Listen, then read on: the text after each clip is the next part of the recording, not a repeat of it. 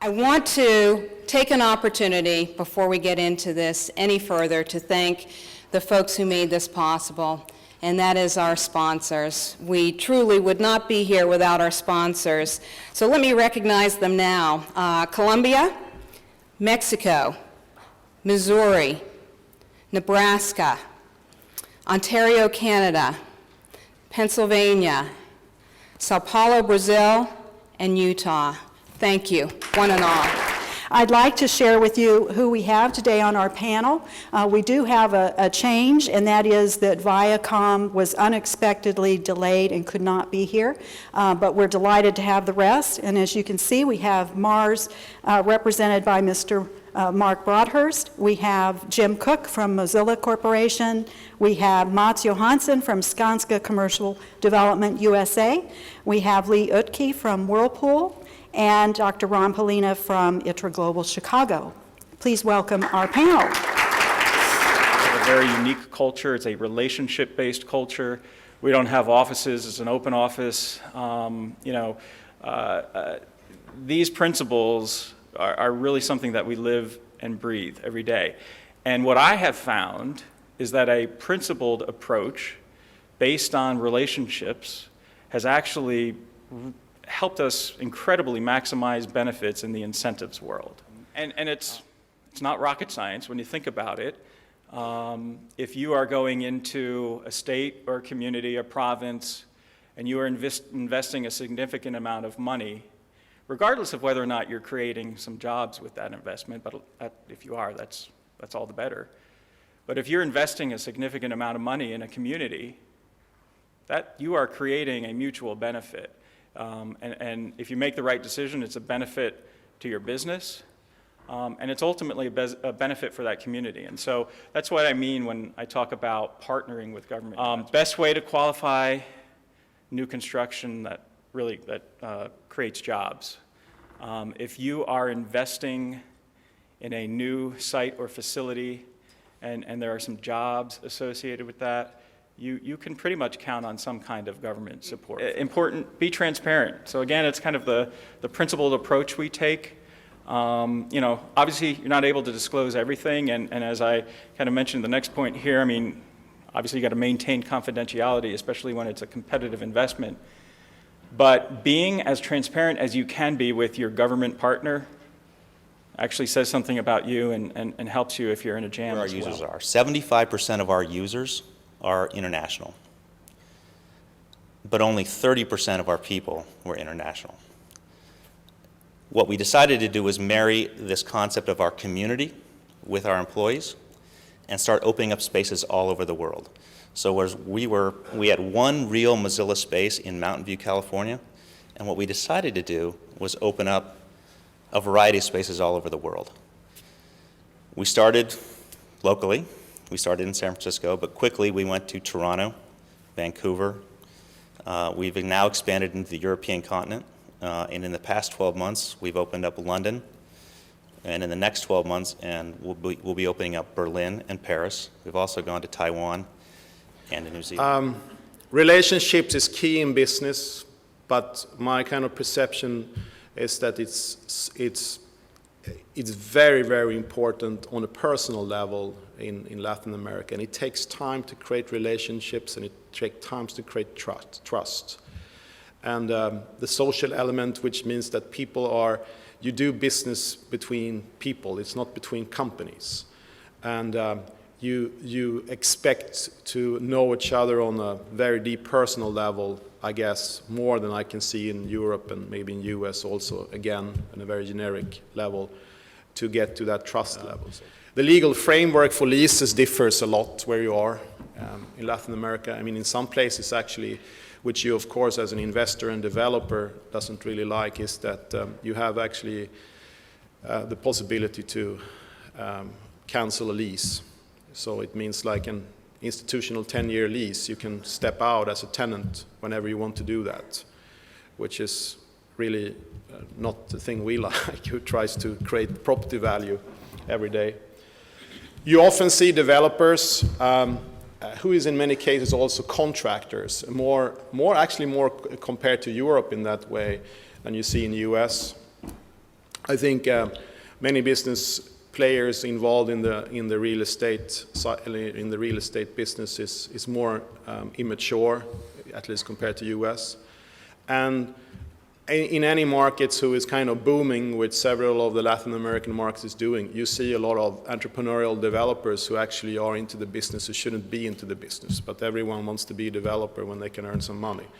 And that was exactly what we saw in US until 2006 or 7 or 8, which I don't think you see that much more. Our Brazilian, Latin American, what we consider a South American market is actually our second largest global market outside of North.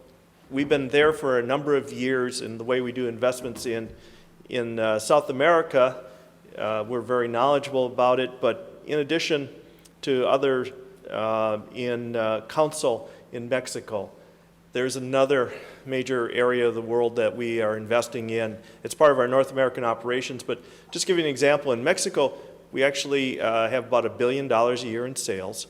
And so when we take a look at investing in Americas, it's not just the Americas, it's the US, it's Canada, it's Mexico, and then really when you're talking about South America, you really can't talk about Brazil, and but then Brazil, Argentina, Colombia, the rest of the countries there all have great opportunities for growth, but you do have to understand the distinctions between each of the countries. So, real estate delivery timelines are truly a huge hurdle. You know, due diligence, permits, construction schedule challenges.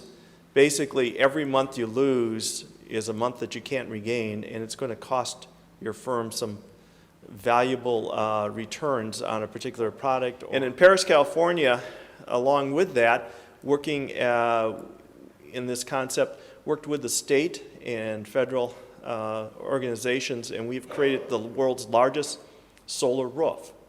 So you can imagine this 1.7 million square foot facility.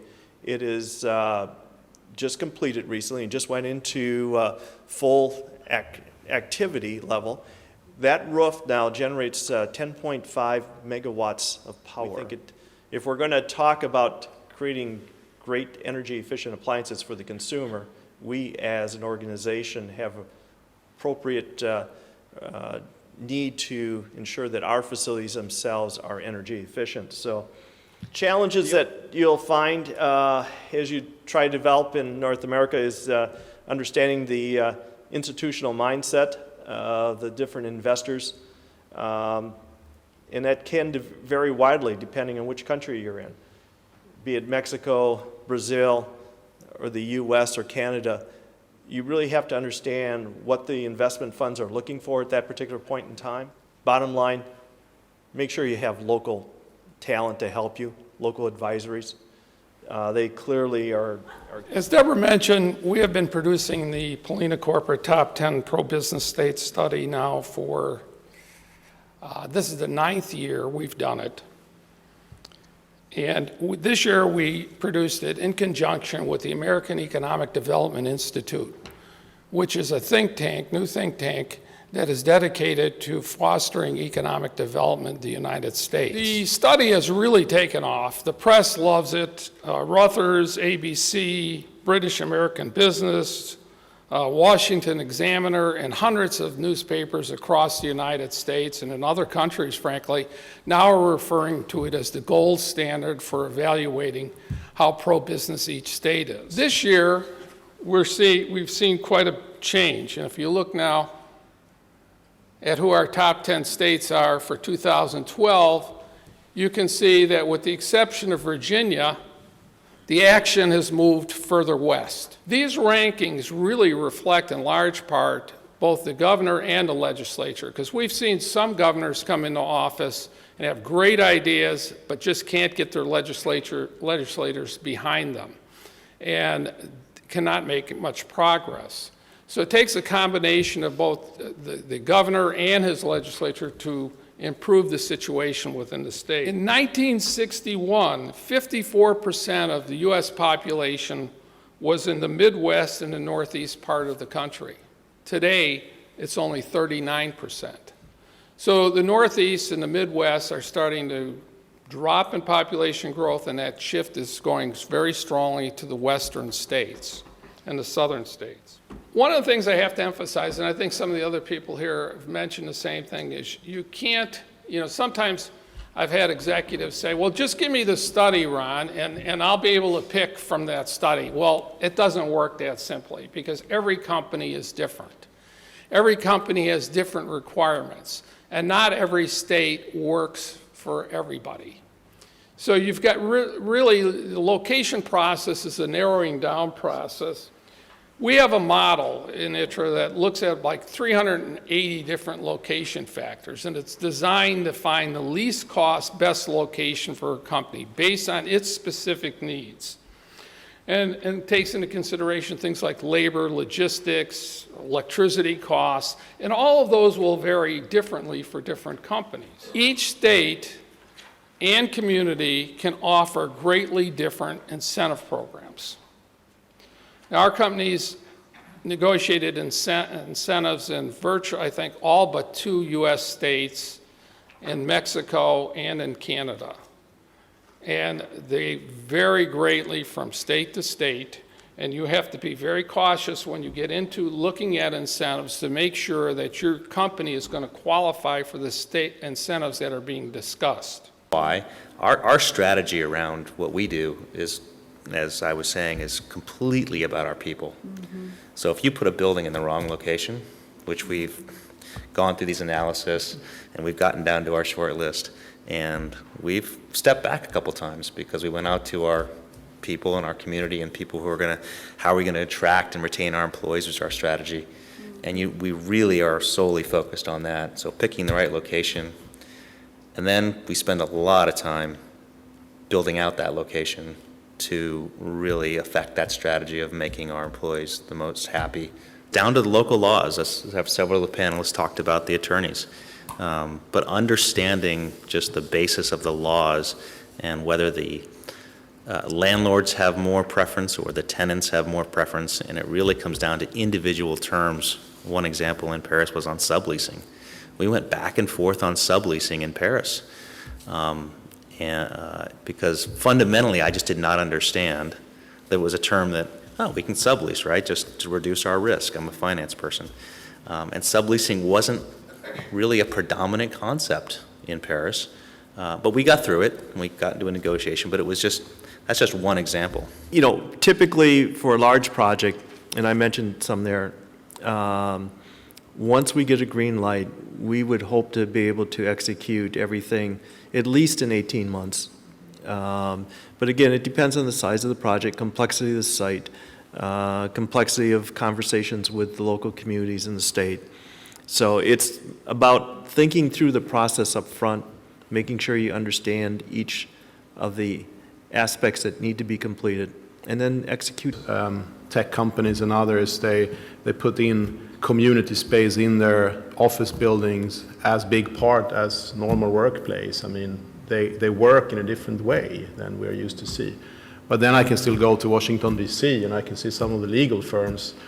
Yeah, what they do, maybe they put, the partners still sit in their big corner rooms. The younger crowd want to work a little bit different. And then I think also that companies just try to shrink space per square feet. I mean, that's probably overall what you see. But depends really on what type of sector you are into. But if you talk of the cutting edge, I think, or the newest, where you see biggest changes is probably on the tech sector, and primarily I would say on the West Coast. But in the technology sector, the trends are clear. Everything is open. The community space is, you're absolutely right about that. We build huge kitchens that other companies would come in. When I say a kitchen, it's really a bar, and there are refrigerators and a bunch of food and lounges and couches. It's almost like a mini Starbucks. And other companies come in and say, wow, that's a lot of wasted space. And they're right. But what happens is that's where all the gathering happens. What people don't really think about, but once you say it, it makes sense. When you're in software technology, we're only dealing with intellectual capital. That's it. We're not making refrigerators or candy. We're just making software, and that's just brain power. And so what you're really trying to do from a strategy standpoint is keep those people happy, keep them there, and keep them talking to each other. So I just wanted to say, so even in, excuse me, manufacturing, I think I mentioned as part of our culture, we have an open culture. We have always been that way. So even in our manufacturing facilities, as well as our offices, no one has an office. It's an office much like you described, with large open areas. And it is to enhance collaboration, competitors doing as well. What's really the top thing on our list of priorities is access to talent. And so we've been in a situation where we've had the cherry, but the talent pool, there just wasn't a skilled workforce available to us, and it just didn't make sense. And that came into play a little bit with some of the states, the Topeka project that I talked about. This is a very important point that's being made. You should never let the incentives lead the project. The incentives are there at the end when you've narrowed your field down to 2 or 3 best cities, best locations, and then they're there to help you make that final decision. They should not lead it. It's the other variables that are going to be with you for a long term, your labor situation, your taxes, the infrastructure, all those other factors that go into making a successful location. I think it was repeated multiple times here, is make sure you connect with the best local talent for advisory services that you can find. And because there's no way you can parachute in, understand the environment, understand the market, and respond to it appropriately without having great local advice on how to work through the various maze that you have to do. So that's really the best advice, is to understand and find someone that you can trust. Thank you to all of our panelists.